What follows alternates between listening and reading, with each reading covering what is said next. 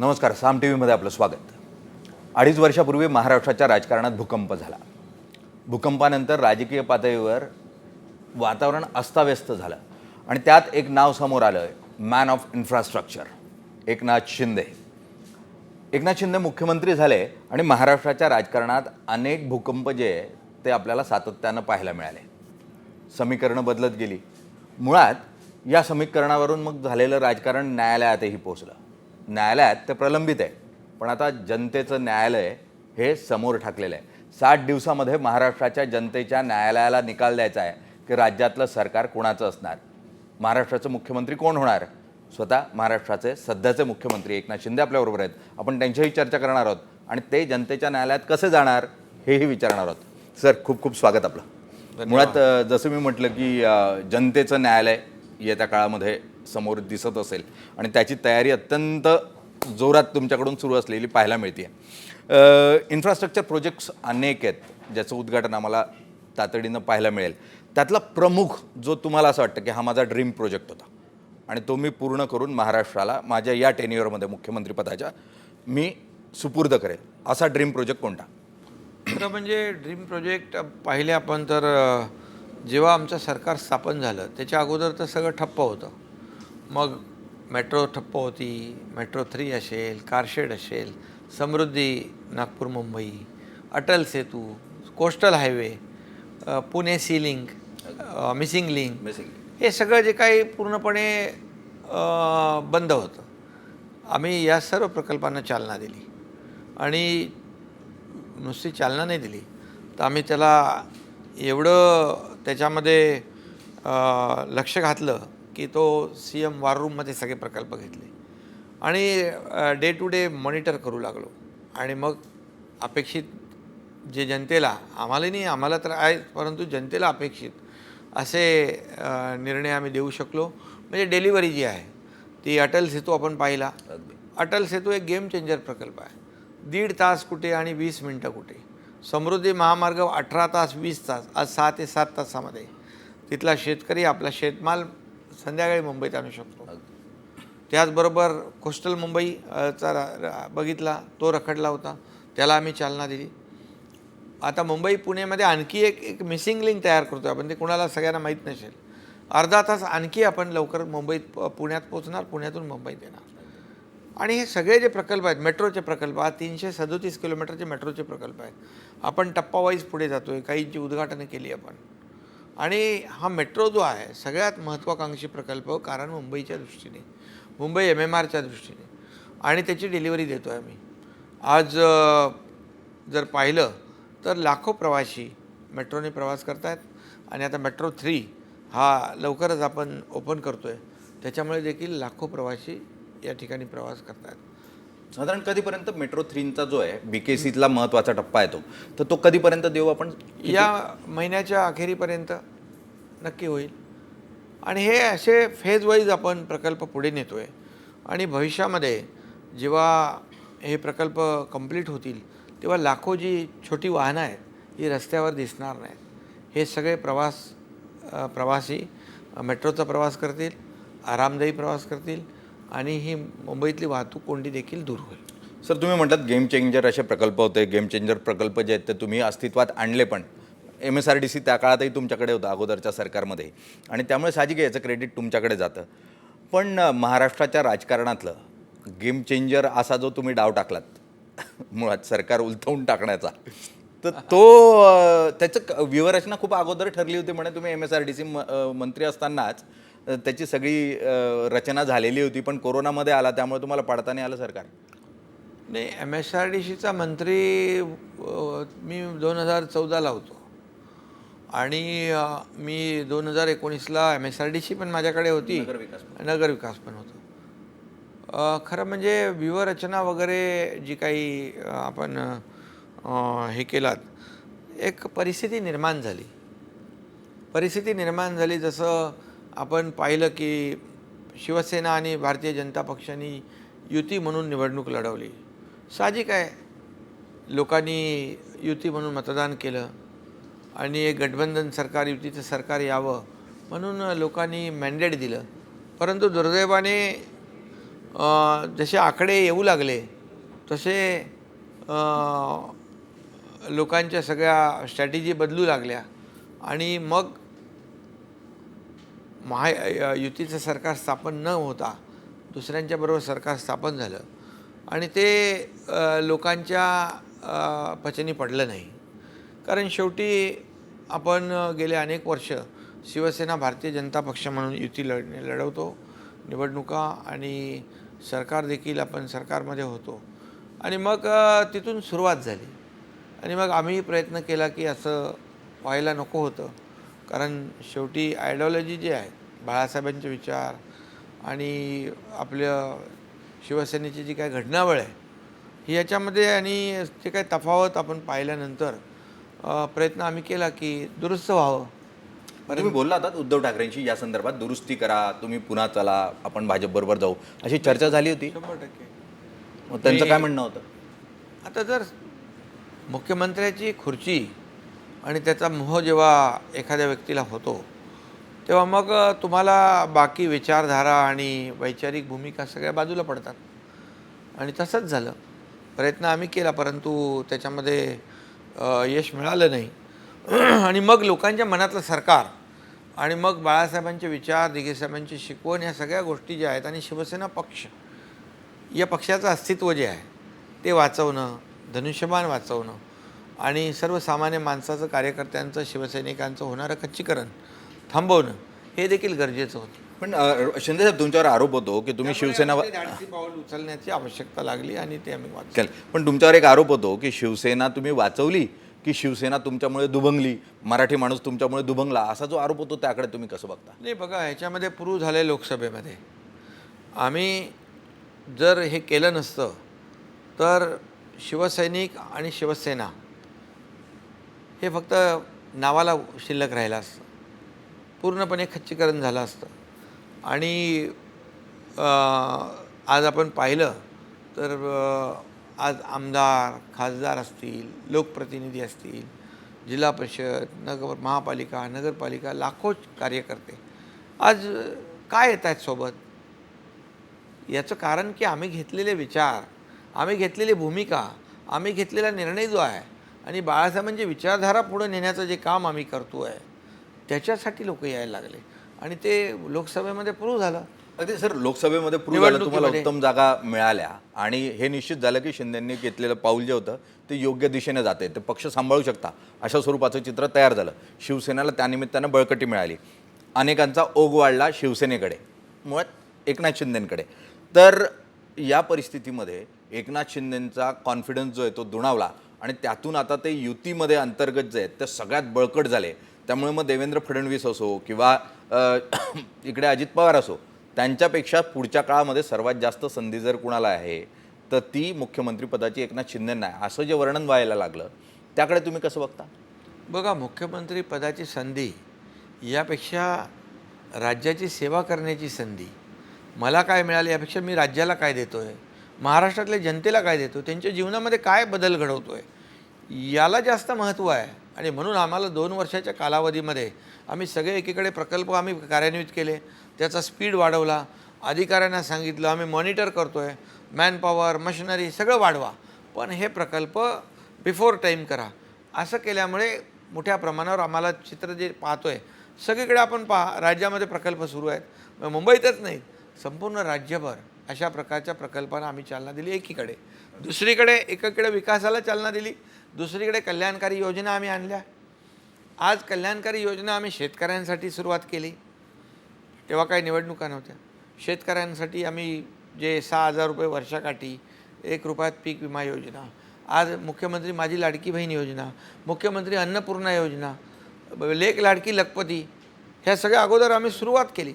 त्याचबरोबर मुलींना उच्च शिक्षण घ्यायचं असेल, म्हणजे कुणाला डॉक्टर, इंजिनियर, वकील काय व्हायचं असेल तर त्यासाठी देखील सरकारने पूर्ण भार उचलला.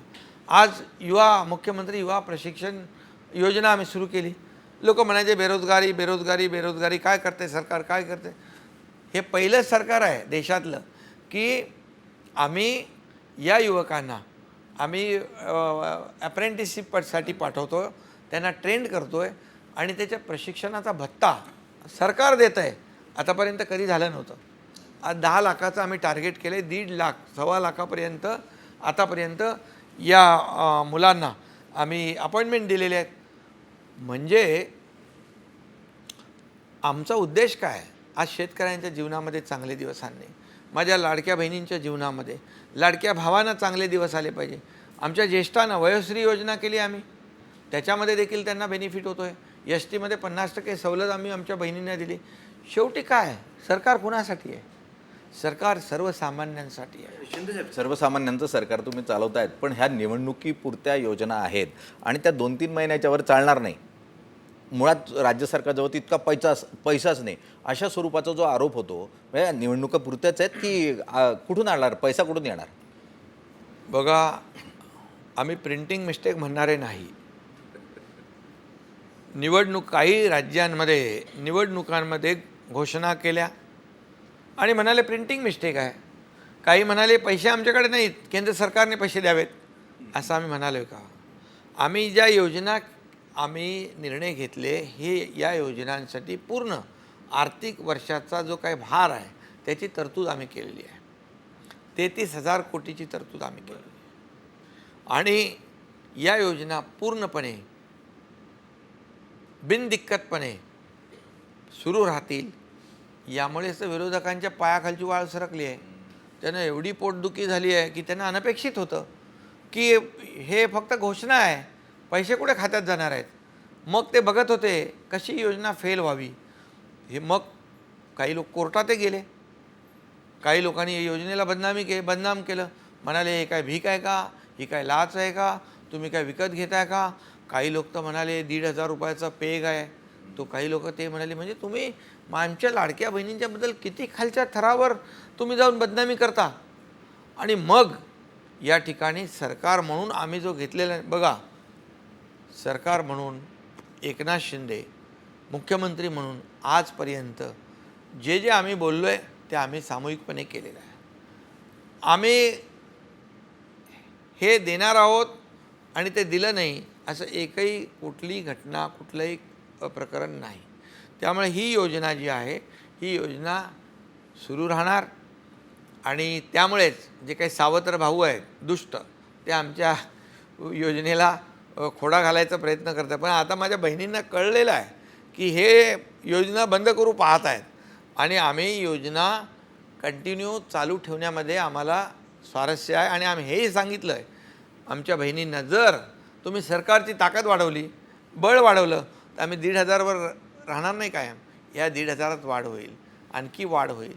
आणि त्याच्यानंतर आमच्या बहिणींना हातभार, काही तर बहिणी बघा, तुम्ही तुमच्या त्या सरकारनाम्यातच काही उदाहरणं दिलेली आहेत की याच्यामध्ये छोटा मोठा व्यवसाय करून किंवा एखादी संस्था आहे, एक शाळा आहे, तिला तुम्ही मदत करताय 3 बहिणी मिळून.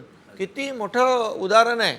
म्हणजे 1,500 रुपये हे काय आहे याचं, एक कशा 1,500ने तुम्ही काय काय विकत घेताय असं जे विरोधक म्हणणारे, सोन्याचा चमचा घेऊन जन्माला आलेले, पैशाच्या राशींमध्ये लोळणारे, त्यांना 1,500चं महत्त्व कळणार नाही. माझ्या लाडक्या बहिणींना त्याचं महत्त्व आहे, मला त्याचं महत्त्व आहे, कारण सर्वसामान्य कुटुंबातून हा एकनाथ शिंदे आलेला आहे. सर, सर्वसामान्य कुटुंबातून तुम्ही आहात आणि ज्या स्वरूपामध्ये तुम्ही सर्वसामान्यांमध्ये मिसळून काम करतात, साहजिक आहे ते एक अपिलिंग आहे, तुमच्याकडे त्या दृष्टीनं बघितलं जातं मुख्यमंत्री म्हणून की सर्वसामान्यांचा मुख्यमंत्री. पण अशा परिस्थितीमध्ये जो एक मध्यम वर्ग आहे, जो टॅक्स पेअर आहे, तो म्हणतो आम्ही टॅक्स कशासाठी देतो, हे फुकट वाटण्यासाठी देतो का. म्हणजे भाजप एकीकडे रेवडी सरकार म्हणून विरोध करणार आणि मग एकनाथ शिंदे काय करणार, तर तेच रेवडी म्हणूनच वाटणार का, हा जो एक आक्षेप घेतला जातो त्याच्याकडे कसं बघतो? बघा, मध्यमवर्गीय माणूस आमचा हा केंद्रबिंदू आहे, सर्वसामान्य माणूस केंद्रबिंदू आहे. याच्यामध्ये काही लोकांना काही योजनांचा लाभ मिळतो आहे, गरीब सर्वसामान्य, काही लोकांना, मध्यमवर्गीय लोकांना दुसऱ्या योजनेचा लाभ मिळतो आहे. एकंदरीत आम्ही जर असा विचार केला, बघितला, तर कुटुंबामध्ये 2 बहिणी असतील, मर्यादा ठेवली आम्ही, मुलगी असेल, तिला उच्च शिक्षण घ्यायचं आहे, मध्यमवर्गीय कुटुंब यातला डॉक्टर, इंजिनियर, वकील कशी बनू शकते, मध्यमवर्गीय कुटुंबातल्या मुलीला देखील आम्ही ते दिलेलं आहे. मध्यमवर्गीय कुटुंबातला जो तरुण आहे बेरोजगार, त्याचा आम्ही विचार केलेला आहे. ज्येष्ठाचा आम्ही विचार केला आहे, त्याच्यात डायरेक्ट DBT टाकण्याचा निर्णय घेतला आहे. अन्नपूर्णा योजना आहे, 3 सिलेंडर मोफत देण्याची. हे सगळे जे कुटुंब आहेत हे सर्वसामान्य आणि मध्यमवर्गीय आहेत. त्यामुळे या सर्वसामान्य आणि मध्यमवर्गीय कुटुंबांना आम्ही देतो आहे. त्यामुळे मला वाटतं की सरकारने पूर्ण सर्व कुटुंबाचा विचार केलेला. अख्ख्या शेतकऱ्यांना 7.5 HP पंपाने शेती करणारे शेतकरी आहेत त्यांना आम्ही वीज बिल माफ केलं आहे. 6,000 रुपये केंद्र सरकारप्रमाणे आम्ही देतो आहे. 1 रुपयात पीक विमा योजना कधी केलं होतं? कोणी केलं होतं? आणि मग आत्ता तुम्हाला बोलायचा अधिकार काय? तुम्ही केलं नाही. तुमच्याकडे संधी होती, परंतु तुम्ही ती स्वतःपुरता मर्यादित केला, स्वतःचा स्वार्थ पाहिला. मला काय आणि मला कायपेक्षा माझ्या जनतेला काय, सर्वसामान्य लोकांना काय, हे पाहणारं आमचं सरकार आहे, महायुतीचं सरकार. सो तुम्ही म्हणताय सर्वसमावेशक असे निर्णय घेतले. महायुतीतली सर्वसमावेशकता, मुळात तुम्ही मुख्यमंत्री लाडकी बहीण योजना असं म्हटल्यानंतर अजित पवार म्हणतात की नाही त्याचं नाव लहान असलं तर बरं दिसतं, तर लाडकी बहीण योजनाच हवी होती, त्याच्यात मुख्यमंत्री म्हणण्याची काही गरज नाही. आणि मग त्यातला मुख्यमंत्री शब्द गळाला तर काय म्हणजे क्रेडिट पॉलिटिक्स सुरू आहे अंतर्गत महायुतीमध्ये? बघा, याचं सर्व श्रेय आमच्या बहिणींना आहे. बरं. ज्या बहिणींना याचा लाभ मिळतो आहे त्या बहिणींना याचं श्रेय आहे, कारण ही योजना आम्ही त्यांच्यासाठी केली. त्यामुळे श्रेयवादामध्ये आम्ही कधी पडत नाही. आणि मुख्यमंत्री हा प्रमुख असतो, टीमचा कॅप्टन म्हणून. शेवटी लोकांना माहीत आहे, लोक सगळे सुज्ञ आहेत. त्यामुळे ह्या श्रेयवादामध्ये आम्ही बिलकुल पडत नाही. आम्ही महायुती म्हणून काम करतो आहे आणि माझ्या बहिणींना मी श्रेय देतो. आज त्यांचा जो काही चेहऱ्यावरचा आनंद पाहतो आहे, गावात खेड्यात सगळीकडे याची चर्चा आहे, तुमच्याकडे चर्चा आहे. त्यामुळे आम्हाला त्याचं श्रेयवाद नाही. या राज्यातल्या जनतेला आम्ही काय देऊ शकतो, त्यांच्या चेहऱ्यावरचा आनंद आम्ही कसा पाहू शकतो, याच्यात आम्हाला आनंद आहे.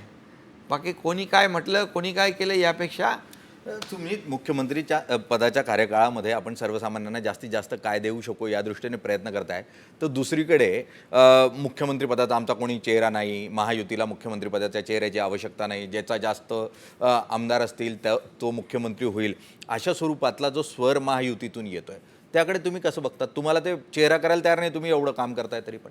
नाही, आम्ही टीम म्हणून काम करतोय. टीमवर्क आहे आमचं.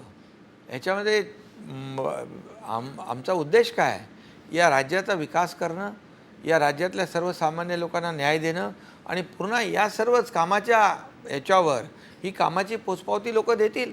आता कशाला काय आहे? आम्ही एक टीम म्हणून काम करतोय. या राज्यामध्ये पुन्हा महायुतीचं सरकार आणण्याचं आमचा उद्देश आहे.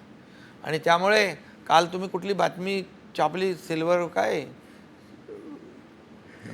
चेहरे पडले आणि काय आवाज वाढला, चेहरे आवाज पडले. वाढला, तिकडे एकीकडे आवाज वाढला, दुसरीकडे चेहरा पडला.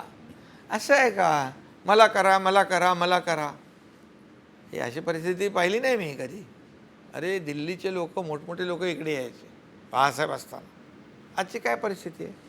दिल्लीच्या गल्ली गल्लीमध्ये मला करा, मला करा, चेहरा करा, हे असं काय?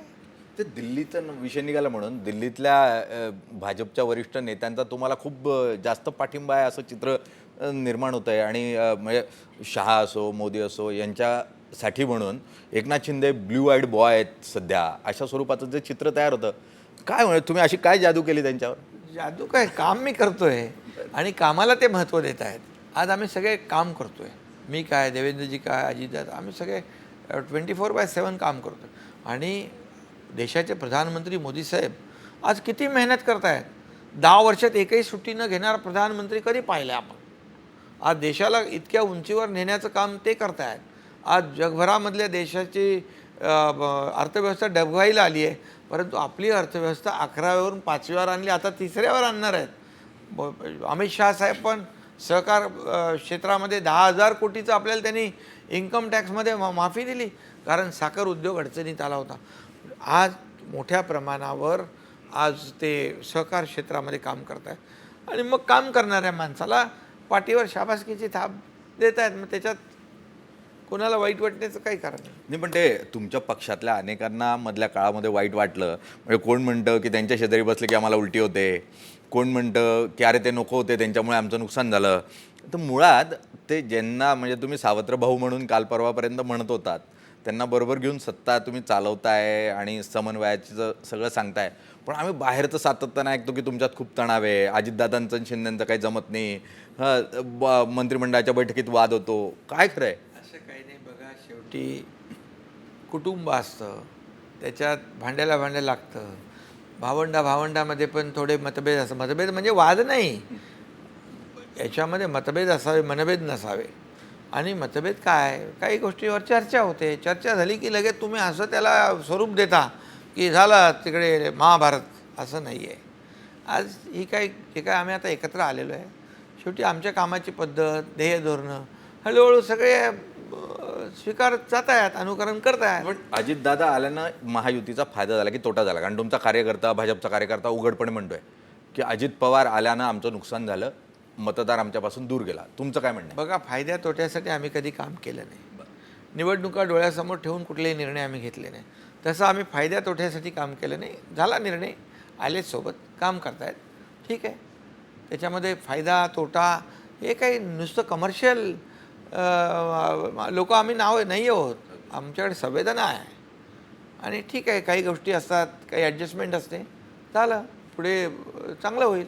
अगदी संवेदनशील मुख्यमंत्री म्हणून तुमच्याकडे बघितलंच जात आहे. मधल्या काळामध्ये महाराष्ट्राच्या संवेदनेला थोडासा दुखरासा भाग तयार होताना पाहायला मिळाला. तो सिंधुदुर्गातला महाराजांचा पुतळा पडला त्यावेळेला. आणि मग महाराजांचा पुतळा पडणं हे ऐतिहासिकदृष्ट्या अत्यंत अडचणीचा विषय आहे हा. खरं तर म्हणजे अशी घटना कधी घडली नव्हती. तुम्ही त्याकडे कसं बघतात आणि काय कारण होतं त्याच्यामुळे, का पडला पुतळा? खरं म्हणजे त्या बाबतीमध्ये चौकशी सुरू आहे, आरोपी अटकेत आहे. काय त्याच्यावर आरोप केले आपल्या सगळ्यांना माहीत आहे. कुणाला अशा परिस्थितीमध्ये, अशा प्रकरणामध्ये पाठीशी घालण्याचं काय कारण? कोणीच नाही घालू शकत. पुतळा पडणं शिवाजी महाराजांचा ही दुर्दैवी घटना आहे, पण त्याचं राजकारण करणं त्याहीपेक्षा दुर्दैवी आहे. आणि कुठल्या थराला जाऊन तुम्ही करताय?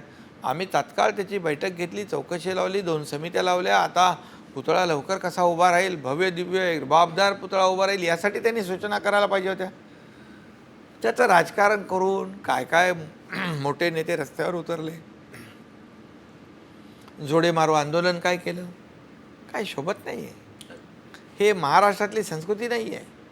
महाराष्ट्रातल्या जनतेला न शोभणारं हे सगळं कृत्य आहे. अगदी महाराष्ट्रातल्या जनतेला न शोभणारं असं कृत्य तुम्ही म्हणताय. लाडकी बहीण योजना आली, ते म्हणतात की आम्हाला सुरक्षित बहीण हवी. बदलापूर तुमच्या अगदी जवळचा मतदारसंघ, बदलापुरातल्या घटनेची तुम्हाला असं वाटतं की तुम्हाला सेटबॅक बसला बदलापुरातल्या घटनेनं? घटना जी झाली ती अतिशय दुर्दैवी आहे आणि ती वेदना देणारी आहे आणि अतिशय संवेदनशील. एक लहान मुलगी, तिच्याबद्दल अशा प्रकारची घटना घडते, हे महाराष्ट्राच्या संस्कृतीला शोभणारं नाही. आणि म्हणून आम्ही त्या घटनेमधल्या आरोपीला तात्काळ कठोर फाशीची सजा व्हावी म्हणून आम्ही ती केस पूर्णपणे फास्ट ट्रॅकवर टाकली. विशेष सरकारी वकील नेमले, त्याची SIT नेमली. आज त्याचं युद्ध पातळीवर त्याची जी काही प्रक्रिया आहे ते आम्ही पुढे नेतो आहे. आणि आमच्या सरकारचं, गृह विभागाचं भूमिकाच आहे की या घटनेतून अशा घटनेची पुनरावृत्ती करण्याचं धाडस, हिंमत कुठल्याही गुन्हेगारांनी करता कामा नये. अगदी त्याच्यावर आम्ही काम करतो. शिंदेसाहेब, जसं तुम्ही त्याचंही राजकारण केलं, त्याचंही राजकारण केलं. 8 तास रेल्वे रोखून धरली. कोण होते ते? बदलापूरकर होते का? तुम्ही तुमच्या माध्यमातून शोधा. अगदी ते कोण होते हा प्रश्न आहेच. पण या परिस्थितीमध्ये एकनाथ शिंदे अत्यंत समन्वयानं राजकारण करतात, संवाद साधतात. म्हणजे त्यांचा मातोश्रीबरोबरचा पण संवाद अगोदरपासून खूप उत्तम होता. तुम्ही वेगळी वाट निवडली, पण मुख्यमंत्रीपदी बसल्यानंतर कधी उद्धव ठाकरेंचा तुम्हाला फोन किंवा तुमचा उद्धव ठाकरेंना फोन, कधी काही संवाद झाला दोघांमध्ये? आता विसंवाद झाल्यानंतर संवादाचं काय? आम्ही वेगळा मार्ग, आम्ही बाळासाहेबांच्या विचारांचा मार्ग धरला. एक वैचारिक भूमिका आम्ही घेतली, राज्याच्या हिताची, सर्वसामान्य लोकांच्या, जनतेच्या मनातली भूमिका आम्ही घेतली आणि निर्णय घेतला. आम्ही आमच्या मार्गाने चाललो आहे. आणि आज आमचं एवढंच आहे भूमिका, या राज्याचा विकास, सर्व क्षेत्राचा विकास, सर्वांना न्याय, आणि हे सरकार जनतेचं, पुन्हा एकदा मी सांग, जनतेला अपेक्षित असलेलं काम आता त्या मार्गाने आम्ही चाललो.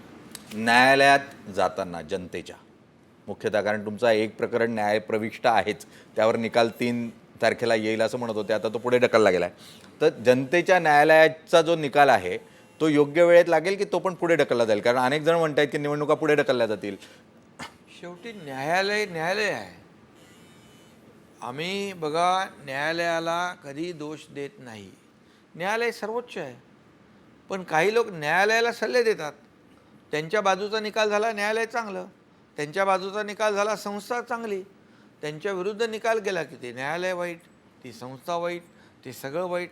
आणि म्हणून न्यायालयाला सल्ले देणारे काही लोक आहेत, त्यांच्याबद्दल आम्ही काय सांगणार? न्यायालय जो निर्णय घेईल तो आम्ही स्वागत करू त्याचं. निवडणुका वेळेत होतील महाराष्ट्राच्या विधानसभेच्या, कारण अनेक तर्कवितर्क लावली जात आहेत की नाही मध्ये राष्ट्रपती राजवट लागेल मग पुढे ढकलल्या जातील. नाही, असं काही नाही. निवडणुका वेळेवर होती.